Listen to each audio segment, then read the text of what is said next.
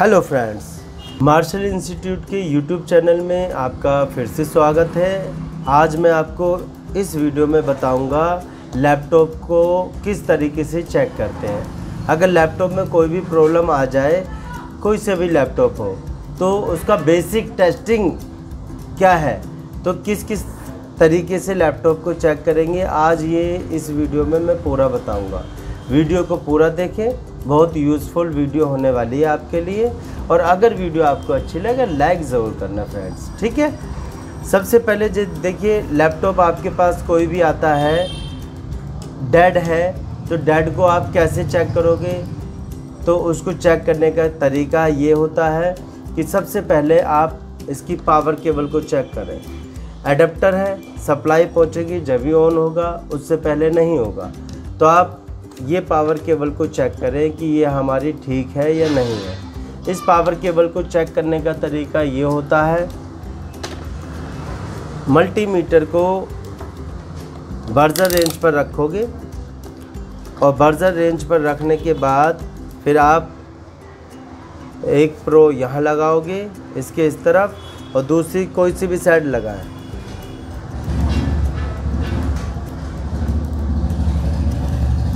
ये देखिए बीप दे रहा है। अगर बीप देता है तो ठीक है, और अगर बीप नहीं देता तो ये केबल ख़राब है। ये बीप दे रही है एक तरफ। अब इसको दूसरी तरफ चेक करेंगे, यहाँ भी रख के चेक करेंगे। ये देखिए ये भी बीप दे रहा है। आवाज़ थोड़ी मल्टीमीटर की कम है मगर बीप दे रहा है। तो ये केबल हमारी एकदम ओके है। तो इस तरीके से हम केबल को चेक करते हैं।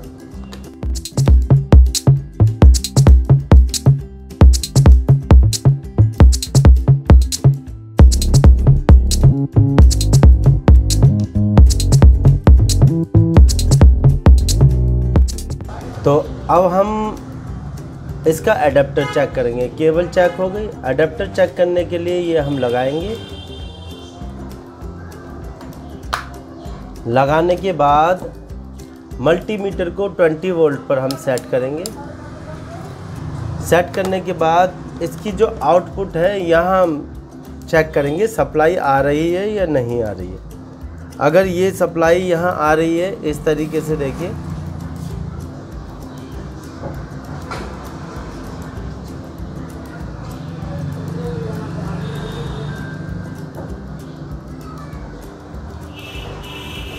देखिए सप्लाई इसमें मेंशन नहीं कर रही है। ये देखिए ये आ गई, ये सप्लाई हमारी आ रही है। तो इसका मतलब हमारा ये अडेप्टर जो है ये एकदम ठीक है। अभी ये देखिए यहाँ माइनस में शो करा रहा है, तो इसका मतलब ये प्रो हम गलत रख रहे हैं। इसको अगर सही रखेंगे, पलट करके चेक करें, तो ये देखो 19 वोल्ट 19.5 वोल्ट दिखा रहा है। तो ये अडेप्टर हमारा ठीक है। अब लैपटॉप में ही कुछ कमी है, जाहिर सी बात है। अडेप्टर हमारा ठीक है, पावर केबल भी ठीक है, तो हमारे लैपटॉप में ही कुछ ना कुछ प्रॉब्लम होगी।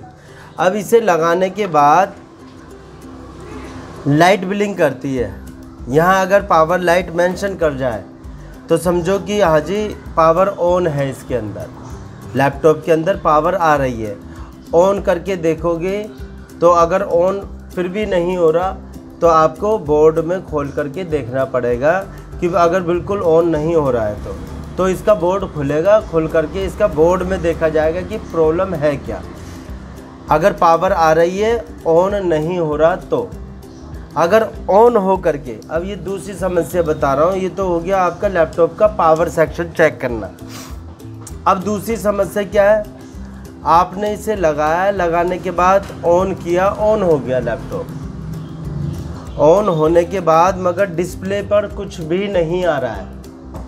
अगर डिस्प्ले पे कुछ नहीं आता है तो आपको करना क्या है, इसकी रैम खोल करके उसको साफ़ करना है। रैम खोल करके क्लीन करोगे और फिर साफ़ करके लगा दोगे। क्लीन करने के लिए आप रबड़ का इस्तेमाल करें। रबड़ से आप उसके दोनों गोल्डन पॉइंट को क्लीन करें। क्लीन करने के बाद आप दोबारा से लगाएं और ऑन करें। अगर फिर भी डिस्प्ले नहीं आता तो रैम को एक बार ज़रूर चेंज कर लें। रैम चेंज करने के बाद वो प्रॉब्लम सॉल्व हो जाएगी। अगर लैपटॉप ऑन है, डिस्प्ले नहीं आ रही है तो अब लैपटॉप ऑन हो रहा है, ये तीसरी मैं प्रॉब्लम आपको बता रहा हूँ। लैपटॉप ऑन हो रहा है और ऑन होने के बाद कुछ देर चलता है और बंद हो जाता है, मगर डिस्प्ले पे कुछ नहीं आ रहा है। डिस्प्ले पर कुछ नहीं आ रहा है, ऑन होता है, ऑन होने के थोड़ी सी देर में ही वो बंद हो जाता है। तो उस सिचुएशन में भी आप रैम को क्लीन करोगे और बदलोगे। ये आपकी तीसरी प्रॉब्लम। चौथी प्रॉब्लम, लैपटॉप आपने ऑन किया, ऑन करने के बाद थोड़ी देर चलता है, डिस्प्ले आती है और आने के बाद फिर बंद हो जाती है। डिस्प्ले आ रही है चौथी प्रॉब्लम में। हेलो फ्रेंड्स, अगर आपको पेपर की नई नई चीज़ें बनाने का शौक़ है तो हमारा एक चैनल है ओरिगामी आर्ट्स, उसको सब्सक्राइब कर लें और नई नई चीज़ें बनाना सीखें। चैनल का लिंक हमारे डिस्क्रिप्शन बॉक्स में है। डिस्प्ले आने के बाद फिर बंद हो जाता है लैपटॉप, तो उस सिचुएशन में भी आप रैम को एक बार चेंज ज़रूर करोगे, वो भी रैम की समस्या होती है। पांचवी समस्या आपको मैं बता रहा हूँ, लैपटॉप जैसे आप ऑन करोगे डिस्प्ले आती है, आने के बाद ब्लू स्क्रीन आ जाती है। ब्लू स्क्रीन आकर के डंप दिखा करके वो बंद हो जाता है। स्टार्टिंग में सेट खुलने के बाद नहीं, स्टार्टिंग में ही डंप दिखा दे करके सेट बंद हो जाता है या रीस्टार्ट हो जाता है। तो उस सिचुएशन में दो प्रॉब्लम आपको सॉल्व करनी है। एक तो रैम बदल करके आप चेक करोगे। रैम बदलने के बाद अगर वो ब्लू डंप क्लियर हो जाता है तो ठीक है, नहीं तो आप हार्ड डिस्क को बदलोगे। हार्ड डिस्क को बदलोगे या फिर हार्ड डिस्क को डिस्कनेक्ट कर दो। हार्ड डिस्क को निकालने के बाद फिर आप चलाइए। और कहाँ चलाओगे? लैपटॉप को बायोस में चलाओगे। लैपटॉप को बायोस में जाने के लिए जो की का प्रयोग करते हैं हम, वो लैपटॉप अलग अलग कीज़ मांगता है। किसी में डिलीट से चला जाता है बायोस में, किसी में F12, किसी में F10, किसी में F2, किसी में एस्केप बटन दबा करके भी बायोस में जाया जा सकता है। तो बायोस में जा कर के आप उसको रन करें। अगर ब्लू डंप आता है और हार्ड डिस्क निकालने के बाद फिर आप चलाओगे तो बायोस में चलाओगे। बायोस में अगर कंटिन्यू चलता है विदाउट एनी प्रॉब्लम और विदाउट एनी हैंगिंग, तो हार्ड डिस्क में प्रॉब्लम है, तो आप उसको हार्ड डिस्क को बदल दो। अगर रैम चेंज करने से ब्लू डंप चला जाता है तो रैम को चेंज कर दो, फिर हार्ड डिस्क में प्रॉब्लम नहीं है। तो ये छोटी छोटी सी टिप्स है जिसे आप फॉलो करके लैपटॉप को आसानी से आप प्रॉब्लम उसकी सॉल्व कर सकते हो। अब एक लास्ट पॉइंट छठा जो मैं बता रहा हूँ उसको भी आप ध्यान से सुन लीजिए। अगर लैपटॉप में हार्डवेयर प्रॉब्लम है या सॉफ्टवेयर प्रॉब्लम है, हार्डवेयर और सॉफ्टवेयर प्रॉब्लम देखने के लिए आप लैपटॉप को बायोस में रन करोगे। बायोस में 10-15 मिनट चलने के बाद कोई प्रॉब्लम नहीं आती है और आराम से चलता है, तो इसका मतलब हार्डवेयर इसका ठीक है, मतलब पार्ट्स ठीक है, सॉफ्टवेयर में कोई इशू है। अगर बायोस में बंद हो जाता है लैपटॉप, बायोस में बंद हो जाता है तो हार्डवेयर प्रॉब्लम है, और बायोस में बंद नहीं होता तो वो सॉफ्टवेयर प्रॉब्लम कहलाती है। फिर आपको ऑपरेटिंग सिस्टम अपना चेंज करना पड़ेगा, विंडो बदलनी पड़ेगी इसकी। दूसरा ब्लू स्क्रीन का जो है, एक और मैं बता देता हूँ, 7वां पॉइंट, हार्ड डिस्क बदलने से ब्लू स्क्रीन नहीं गई, फिर भी ब्लू स्क्रीन आ रही है। जब भी आप लैपटॉप ऑन कर रहे हो जब भी ब्लू स्क्रीन आ रही है। रैम भी बदल दी आपने, उसके बावजूद भी ब्लू स्क्रीन आ रही है थोड़ी देर चलने के बाद।